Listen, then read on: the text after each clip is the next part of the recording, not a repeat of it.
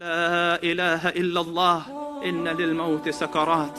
And then, as Aisha says, he looked up as though he saw something. And there are other ahadith that say, Jibreel came to him, make your choice, O Muhammad. And he says, Allahumma rafiq al-a'la. Aisha says, I quickly made dua, the recitations to rub on him, to say, oh Allah, cure him. He said, no, but salillah rafiq al-a'la. But ask Allah to give me the companionship of the ones most high.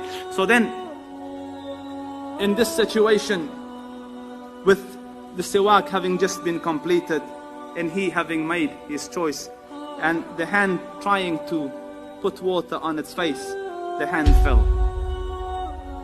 And Aisha radiallahu anha realized that the Prophet sallallahu alaihi wasallam has passed away. And of the cry, the heartache, you can't imagine it. So then she sent for Abu Bakr as-Siddiq.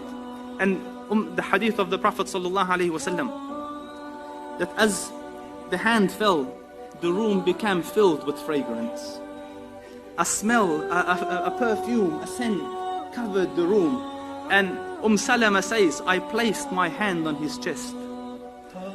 And because he's in fever, in sweating, and I lifted my hand.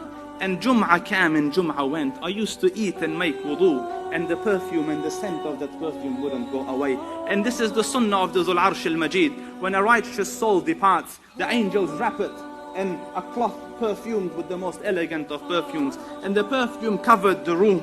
And then Hafsa radiallahu anha sends for her father Umar ibn al-Khattab. Aisha sends for her father Abu Bakr as-Siddiq, who is 1.5 kilometers away. So the first one to enter the room after the death of the Prophet sallallahu alaihi wasallam is Umar radiallahu anhu. Aisha says he knocked and asked permission because it's the house of Aisha. So she says, I gave him permission, and look at the detail, and pulled my hijab over me. In the time of gham, yes, in the time of gham. Why aren't you beating yourself for Aisha? Your Habiba has passed away, because this wasn't the teachings of the Rasul. They took the gham and the hum and the difficulties with Islam, with the call that Allah Rabbul Izzah had left for them. So she covered herself. And Umar came with another Sahabi, and Mughira ibn Shu'bah. So he came and looked at the Prophet sallallahu alaihi wasallam, and he said, wa ghashiyah. And another, oh, so unconscious, so deeply unconscious. You are so unconscious. And then he stood up and tried to come out of the house. And Mughira said, Ya Umar, mata Rasulullah. He is not fainted, he has died. So he said, Kadhabt, you are lying. You are lying. إِنَّكَ رَجُلٌ تَحُوشُكَ فِتْنَةً. You're a person that fitna has engulfed. The Prophet won't die. He has gone to his Lord and will return as Musa returned. And he will cut the right hands and the left legs of those munafiqs who say he died. He can't accept the death of the Prophet sallallahu alaihi wasallam. And in his denial, he took out his sword. Whoever says the Prophet died, I will cut his neck off. Oh, the Prophet hasn't died. And he's shouting in the middle of the masjid, in the middle of this commotion, and the people have gathered around him.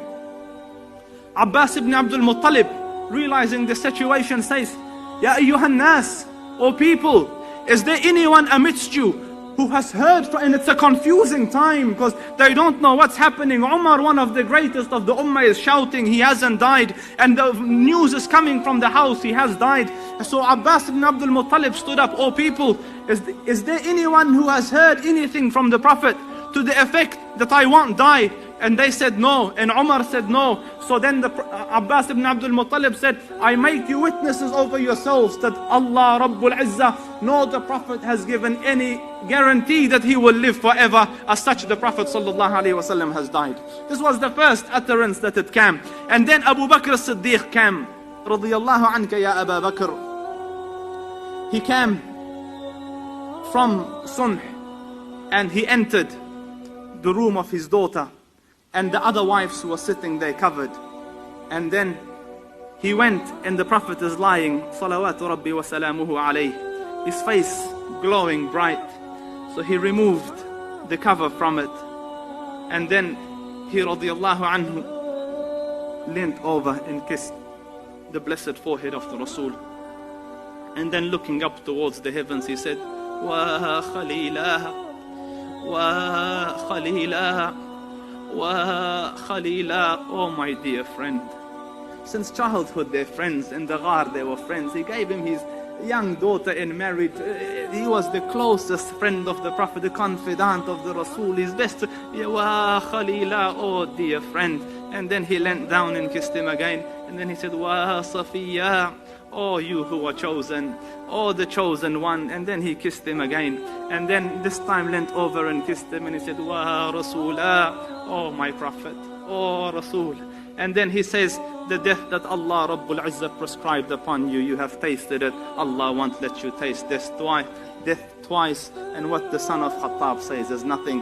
And then he radiallahu anhu walked out of this room and Umar is still shouting. So he said, Ala rislika ya Umar, sit O Umar, sit O Umar. And Umar ibn al-Khattab is still shouting.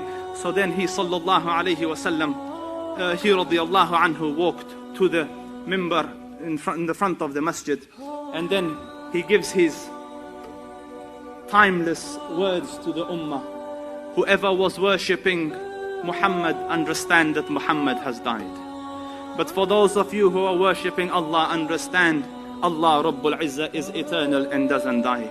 And then he read, وَمَا مُحَمَّدٌ إِلَّا رَسُولٌ قَدْ خَلَتْ مِنْ قَبْلِهِ الرُّسُلُ أَفَإِن مَّاتَ أَوْ قُتِلَ انقَلَبْتُمْ عَلَىٰ أَعْقَابِكُمْ وَمَنْ يَنْقَلِبْ عَلَىٰ عَقِبَيْهِ فَلَنْ يَضُرَّ اللَّهَ شَيْئًا. Muhammad is not but the Prophet.